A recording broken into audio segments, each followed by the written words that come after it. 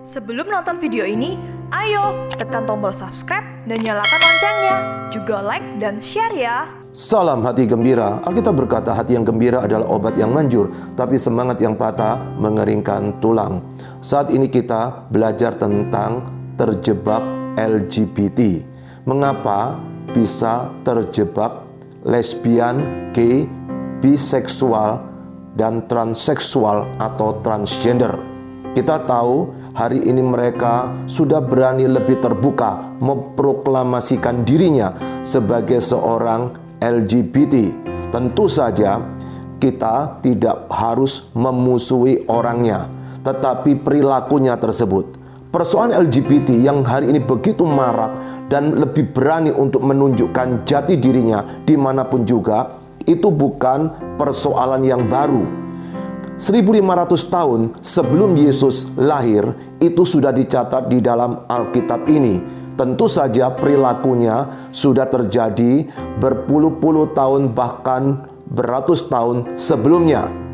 Ketika kita memikirkan LGBT, hari ini tidak sedang membahas dari sisi psikologis atau kejiwaan orang tersebut. Bukan pula membahas dari sisi biologis, tentang ada kelainan atau kecenderungan tertentu dari efek fisik ini. Demikian juga bukan persoalan sosiologis yang terkait dengan perilaku sosial atau lingkungan di sekitarnya seperti apa. Namun hari ini kita merenungkan dari kacamata yang alkitabiah, atau bahasa lebih akademis disebut secara teologis. Kita akan bersama-sama membaca Alkitab kita dari kitab Roma, pasal yang pertama. Kita lihat dari ayat yang ke-24 hingga yang ke-27. Demikian firman Tuhan. Karena itu, Allah menyerahkan mereka kepada keinginan hati mereka akan kecemaran, sehingga mereka saling mencemarkan tubuh mereka. Sebab mereka menggantikan kebenaran Allah dengan dusta dan memuja dan menyembah makhluk dengan melupakan penciptanya yang harus dipuji selama-lamanya. Amin. Karena itu Allah menyerahkan mereka kepada hawa nafsu yang memalukan, sebab istri-istri mereka menggantikan persetubuhan yang wajar dengan yang tak wajar. Demikian juga suami-suami meninggalkan persetubuhan yang wajar dengan istri mereka dan menyala-nyala dalam berahi mereka seorang terhadap yang lain, sehingga mereka melakukan kemesuman laki-laki dengan laki-laki, dan karena itu mereka menerima dalam diri mereka balasan yang setimpal untuk kesesatan mereka. Tulisan Rasul Paulus untuk jemaat di Roma ini bukan turun dari langit begitu saja, namun ada persoalan yang terjadi di antara mereka, dan disitulah Tuhan Allah memberikan firman-Nya melalui seorang rasul untuk mengarahkan mereka supaya bisa menyenangkan hati Tuhan, dan kemudian berbalik. Sepertinya mereka percaya kepada Tuhan, namun sesungguhnya mereka itu sedang jauh dari Tuhan. Nah, dari bagian ini, dari Roma pasal yang pertama ayat 24 hingga yang ke-27, kita akan melihat tiga hal yang saya beri huruf awal C dan D untuk menemukan tiga alasan mengapa seseorang terjebak LGBT. Yang pertama, cengkeraman dosa.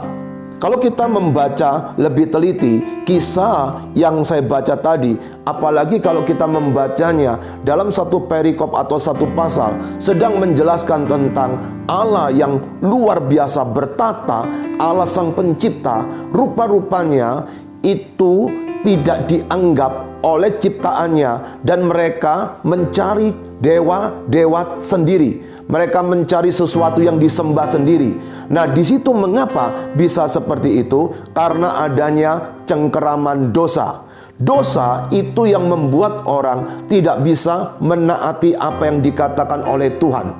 Dosa membuat orang tersebut terpisah dan ingin memberontak dari apa yang sudah Tuhan katakan melalui firman-Nya. Kalau kita melihat di dalam Alkitab, dan bahkan sepengetahuan saya, seluruh kitab suci di muka bumi ini pasti menjelaskan tentang Sang Pencipta hanya menciptakan dua jenis makhluk hidup yang namanya manusia dengan jenis kelamin laki-laki dan wanita.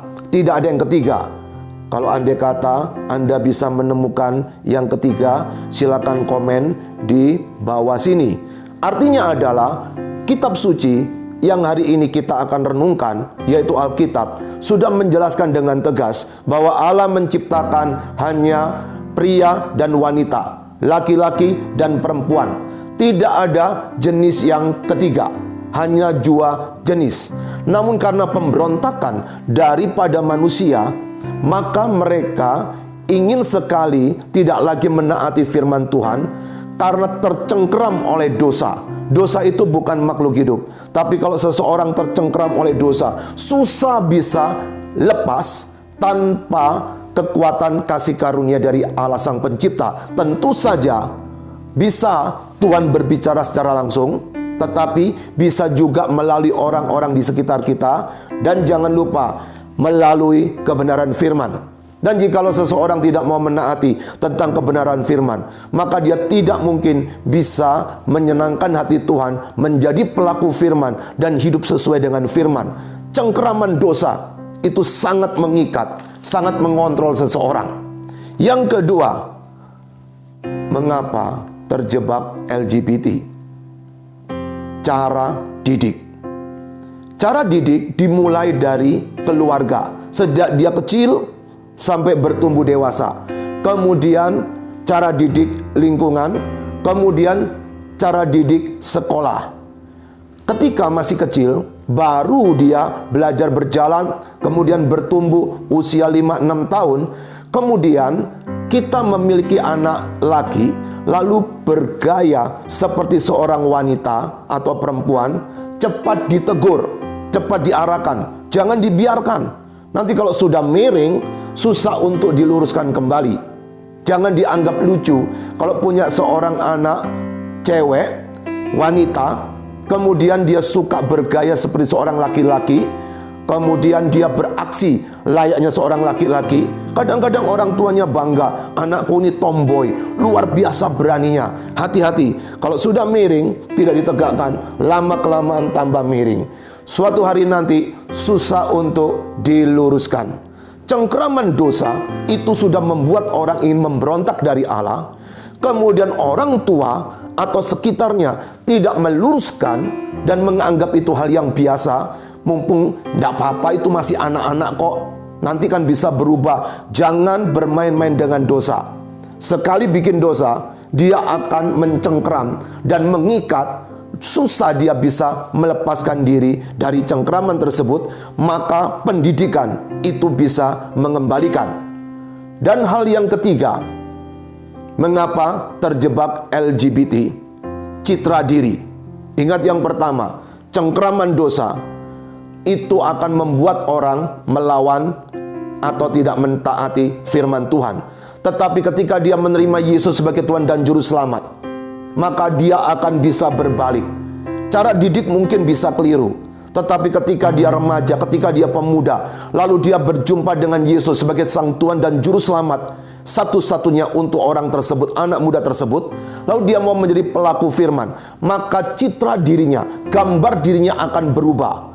Hal yang ketiga ini terkait dengan keputusan seseorang. Jikalau dia tahu bahwasanya dia adalah seorang tebusan yang sudah dibeli dengan darah yang mahal luar biasa, dan dia harus berjuang melawan hawa nafsunya. Mungkin dia tahu dulu dia adalah korban dari pelecehan orang tuanya atau lingkungannya, tetapi ketika dia berjumpa dengan Yesus, yang lalu biarlah berlalu, tetapi dia hidup di dalam hari ini dan ke depan. Dan ketika dia menerima Yesus, sesungguhnya dia punya kekuatan, karena ada Roh Kudus yang akan memampukan dia untuk menjadi seseorang, bukan cuma lahir baru, tetapi pikiran baru. Bukan cuma pikiran baru, namun juga hidup baru. Ini proses panjang, tetapi terkait dengan keputusan. Nah, citra diri inilah yang akan menentukan. Kalau dia tahu itu sudah melawan firman, dia akan menolak dia tidak akan terjebak. Tetapi kadang-kadang lingkungan di mana dia berada adalah para kelompok LGBT ini. Lalu di situ dia kalau tidak berani memproklamasikan bahwa dia seorang yang punya Tuhan, yang mencintai Tuhan Yesus, menjadi pelaku firman, lama-kelamaan dia akan ikut menjadi bagian tersebut. Maka kalau dia dengan tegas berkata tidak mau ikut, dia bisa dikucilkan. Dan itu sudah dinubuatkan. Orang yang cinta Yesus akan mendapat intimidasi, tidak dipedulikan, menjadi orang yang asing di mana dia berada. Kenapa? Karena kebenaran firman dia junjung tinggi. Oleh sebab itu hari ini, jikalau hari ini engkau mendengarkan dan melihat ada gejala-gejala anak yang sudah mulai menyimpang, luruskan dengan segera. Ketika menjadi seorang pemimpin kaum muda, menjadi guru sekolah minggu, lihat ada sesuatu yang aneh, coba konsultasi dengan orang tua. Dan jikalau orang tuanya mengerti kebenaran, puji Tuhan. Tapi kalau tidak, memang persoalan yang perlu digumulkan oleh sang guru tersebut atau oleh lingkungan di sekitarnya. Tapi jangan lupa, seorang yang sudah terjebak LGBT, apakah bisa lepas? Bisa. Tidak ada yang mustahil bagi Tuhan. Dia sanggup memulihkan. Tapi keputusan menentukan. Citra diri yang salah akan menimbulkan perilaku yang salah pula. Salam hati gembira.